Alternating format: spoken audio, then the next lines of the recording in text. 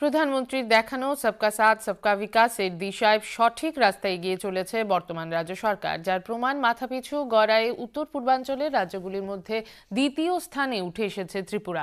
আইন শৃঙ্খলার ক্ষেত্রেও ত্রিপুরা ভালো অবস্থানে রয়েছে। আজ সিপাহীজলা জেলার সোনামুড়া মহকুমা শাসক কার্যালয়ের দ্বিতল ভবনের উদ্বোধন ও ভার্চুয়ালি 17টি উন্নয়নমূলক প্রকল্পের উদ্বোধন ও ভিত্তিপ্রস্তর স্থাপন করে একথা বলেন মুখ্যমন্ত্রী ডাক্তার মানিক সাহা। নবনির্মিত মহকুমা শাসক কার্যালয় প্রাঙ্গণে আয়োজিত অনুষ্ঠানে অন্যদের মধ্যে বক্তব্য রাখেন পঞ্চায়েত ও উচ্চশিক্ষা মন্ত্রী কিশোর বর্মন, সংখ্যালঘু কল্যাণ মন্ত্রী শুক্লাচরণ নোয়াতিয়া প্রমুখ। বিশিষ্টদের মধ্যে উপস্থিত ছিলেন দুই বিধায়ক তাফাজ্জল হোসেন, বিন্দু দেবনাথ সহ বিভিন্ন স্তরের জনপ্রতিনিধি ও প্রশাসনিক আধিকারিকরা। আপনারা জানেন যে আমাদের রাজ্য যে ঠিকভাবে চলছে তার কয়েকটা প্যারামিটার যদি আপনাদের সামনে রাখি তাতেই বুঝতে পারবেন।